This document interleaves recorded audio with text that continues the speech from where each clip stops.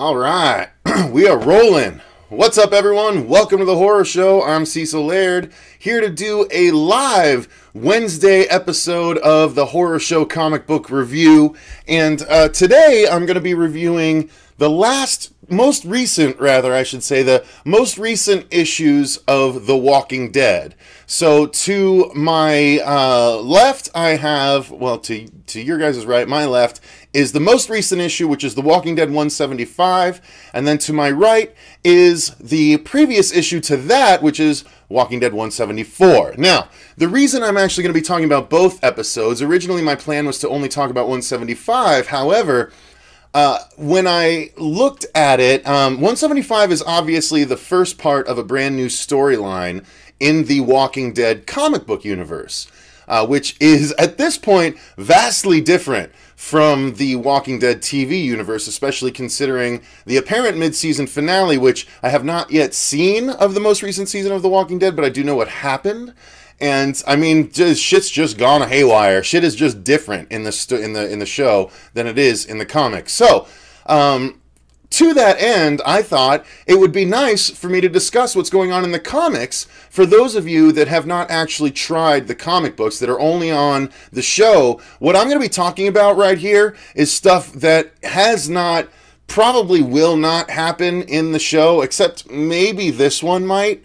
And actually probably parts of this one will too, so I'll be very careful what I discuss, but I wanted to talk about it because I have been on board for The Walking Dead, you guys, since the very beginning. I, as a matter of fact, sold on eBay the first 6 issues of the series, along with key issues along the way, like Michonne's first appearance. By the way, guys, I got almost $1,000 for Michonne's first appearance. I got like $1,700 for my first issue of The Walking Dead. So it was a good investment because I bought them off the rack at 25% off, which is my standard discount at the local comic book store. But yes, my point being in saying all this is not to brag, it's to say that I have been on the Walking Dead train since the very beginning. And quite honestly, depending on what happens with this story arc, it might be my last story arc. I don't know. I might switch over to trades entirely, finally, after 175 issues.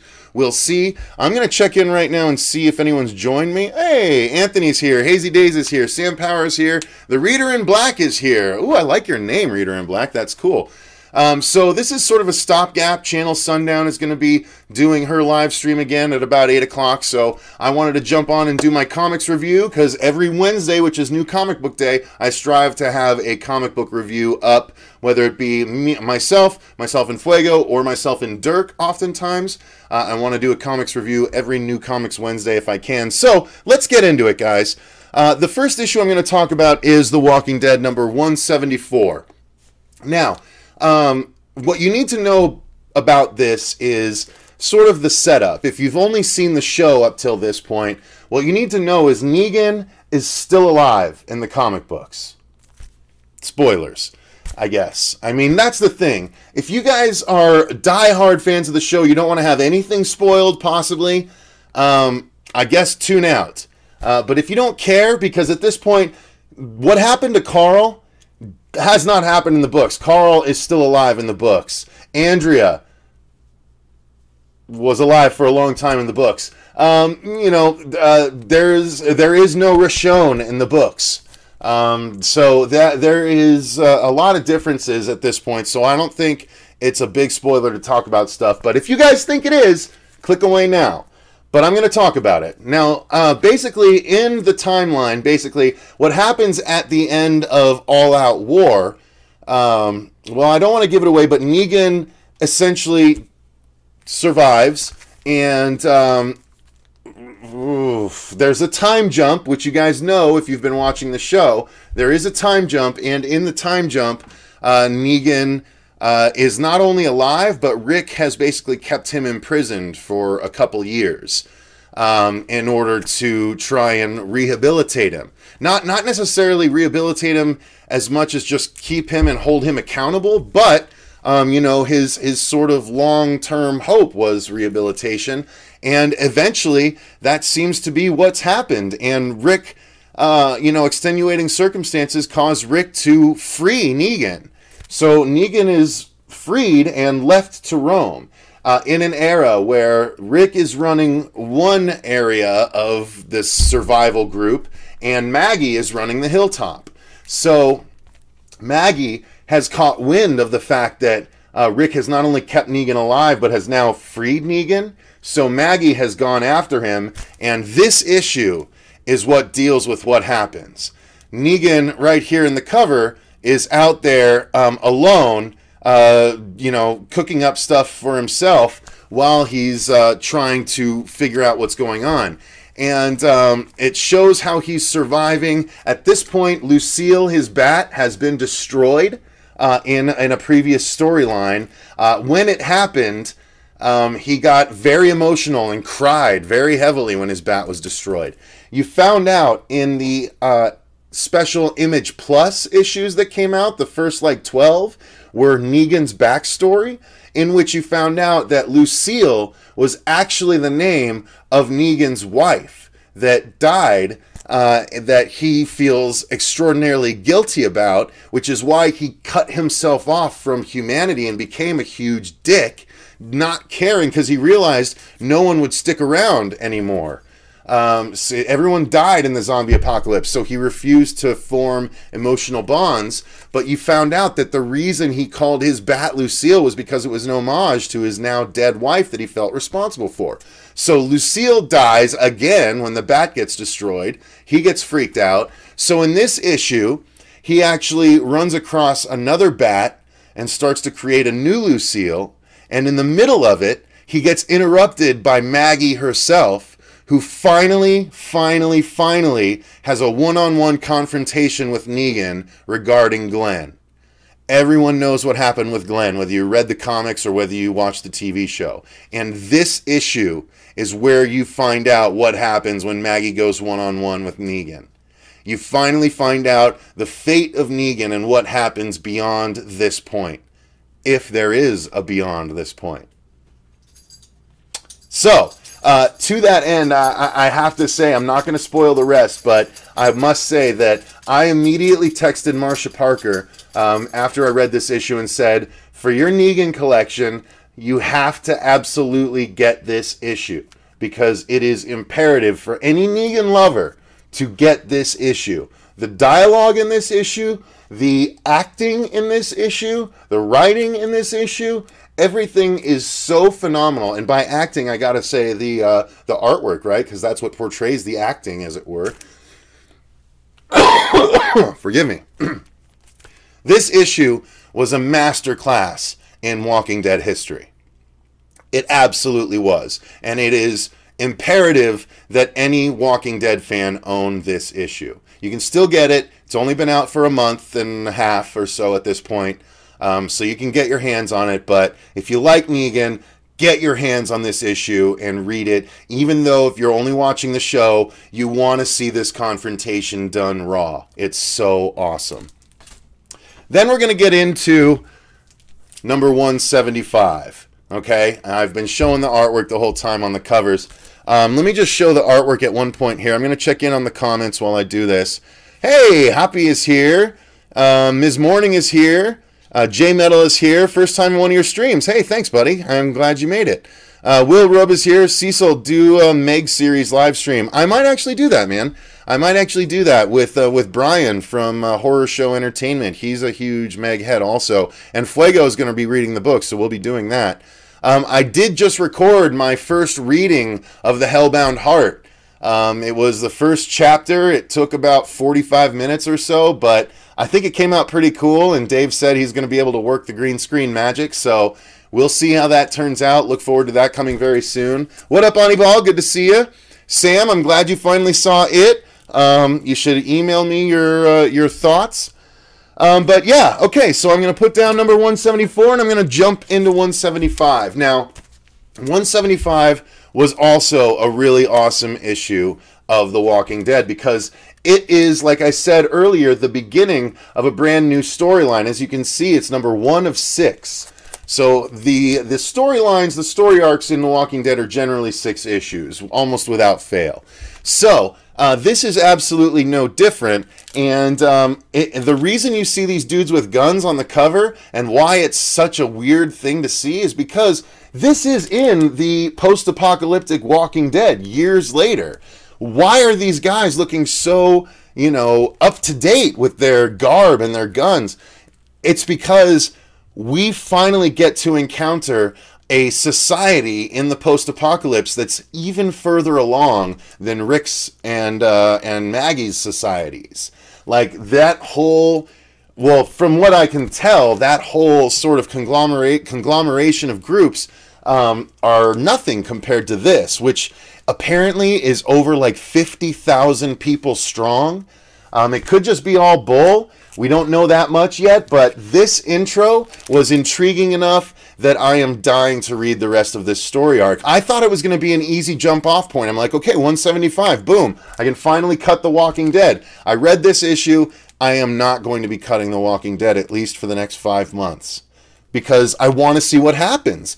So essentially this issue, the last one was about Negan only and Maggie and the confrontation. This gets back to a group. It doesn't even touch on Rick or Carl, though. This touches on Michonne and her splintered off, not splintered off, but her group of people that have gone off to investigate rumors of another society, as it were. I'm trying to be vague, and I might be misleading slightly because I don't want to ruin too much. This issue just came out last week as I'm posting this, so this is still a week old as I'm recording this and doing it live, but it is still the most up-to-date issue of The Walking Dead there is, and it is very interesting, and the very last page has that emotional punch, and I will be spoiling that at the very end of this review, just if nothing else but to convince you guys that you need to be reading this. So, essentially, Michonne and Eugene, believe it or not, have a group of people that are going to investigate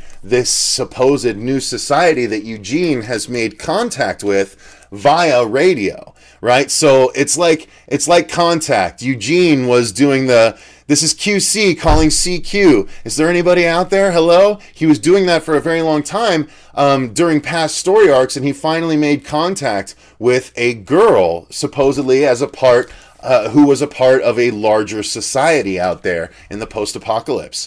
And so this is the culmination of that, what was a side storyline. This is the beginning of the exploration of that as an A storyline.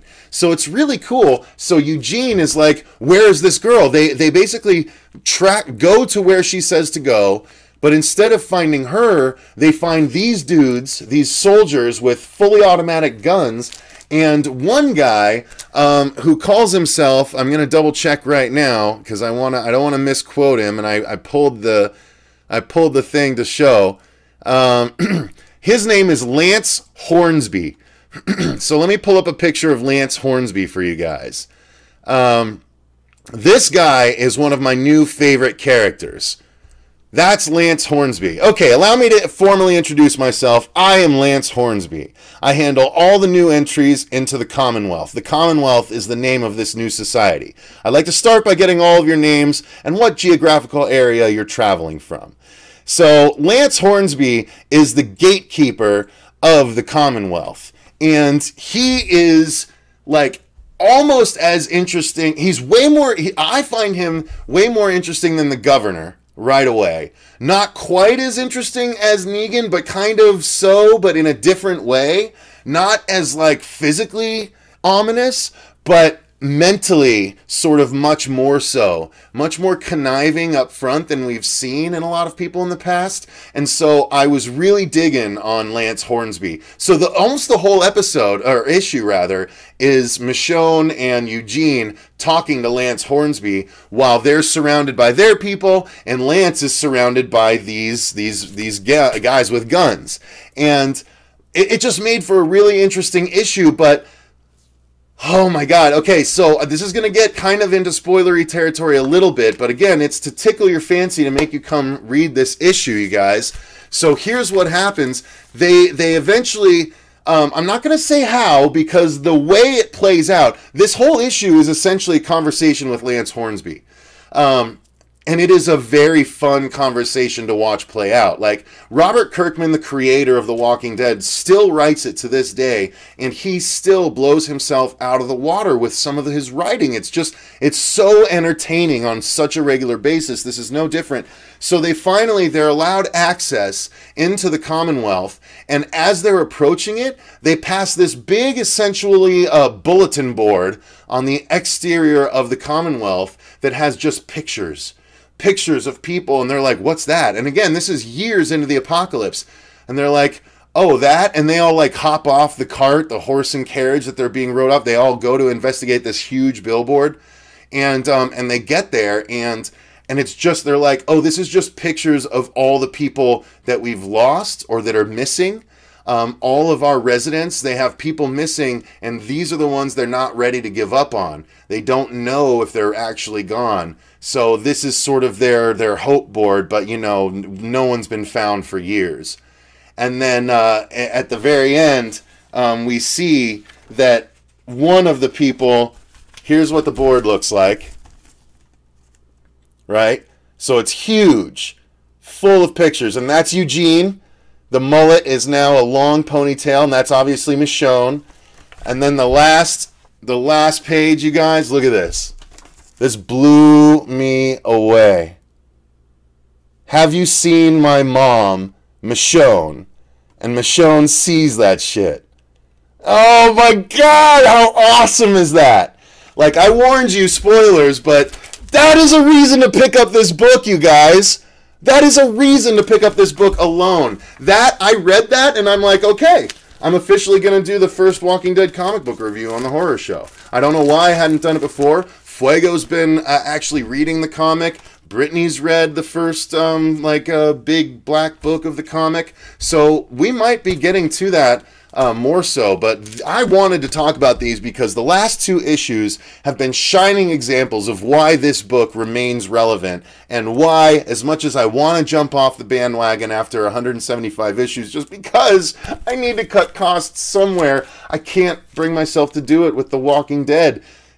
Kirkman is just still too talented. I mean, and Charlie Adlard, the artist, it only says Adlard, so I actually know his name, believe it or not. Charlie Adlard is so phenomenal. He's been the Walking Dead artist for so long, and he just keeps being so talented and knocking it out of the park every issue. How could I jump off this? I haven't watched more than the first episode of the most recent season of The Walking Dead. I intend to catch up, but I haven't yet. I can't bring myself to break from the comic book, guys. It's just that good. So you need to make sure you go and read these issues and start collecting the comics like I do. All right, let's get back to the comics. All right, so here we go. Comments, rather. All right, Cecil, I think you might like Death Vigil. I'm not sure what Death Vigil is, but I'll have to check it out. Who's your favorite character in the Walking Dead comic book? You know what? I'd be hard-pressed. Sorry, I had something in my teeth there. I would be hard-pressed to say, but my favorite character for the first time in a long time is this character right here. This woman right here. She is a brand new addition in the last 3 issues, and she is a nutball, but she is so entertaining to watch. Like, there's a screw loose, but she's like super, like, imagine the guy from Braveheart who is like, he calls Ireland my island, and they're like, Ireland, he's like, yeah, it's mine. Like, he's like that kind of crazy. She is that kind of awesome in this Walking Dead verse. So she is my new favorite character in the Walking Dead comic. That's a good question. All right, Eugene contacted her during the Whisper War arc. Yeah, I think you're right, Sam. I think you're right. All right, let's see. Okay, Reader in Black, oh my God. Oh, we're going to see her children? Yeah, people are excited, right? Didn't Michonne say her husband and kid died? So she thought so. That's what I'm saying. She thought so, but her kid's alive. That's why she's bawling, right? How awesome is that? No, not William Wallace, the guy that was all about Ireland. Have I ever read Invincible? Sam, I have every issue of Invincible, and I'm dying inside that there's only 1 issue left. Invincible is dying next issue. He's finished. There's only one issue left of Invincible. It's the story arc called The End of All Things. Invincible is done. I have every single issue of Invincible. I haven't sold any of those. Invincible has been one of my favorite, if not my favorite. I'll tell you this. Invincible has been going for like 100 and just as many issues as The Walking Dead. Maybe even 184 or something. Maybe 150, maybe 160. Either way, I have been on every issue of Invincible just like every issue of The Walking Dead. I haven't sold any of Invincible because for every single issue that Invincible has come out, when I went to the comic book store and picked up my pile of comics for the week, which a lot of times was very substantial, you guys. I had a huge issue. Invincible was always Invincible in The Walking Dead, but always Invincible even over The Walking Dead. Invincible was always the very top of the pile. I read Invincible before I read everything else any time that it ever came out over those 100 and whatnot issues. Invincible is phenomenal. All right. Is Carl dead in the comics? Will, no. He is not. That's what I'm saying. That's just one of the differences. There is no Rick and Michonne in the comic books. There is, Carl is alive and well in the comic books. Like, there is a lot of crazy stuff in the comic books. Dylan, what's up? Oh, thanks, man. I'm trying. I've been holding steady for about the last 2 weeks, but I'm trying to lose some more. Yeah, the guy who said Ireland is my island. Yeah, that's what I'm talking about. So we're gonna see Michonne's children, Mark. Yeah. So, oh, hi, Mark. I love when everyone does that. Oh, hi, Mark.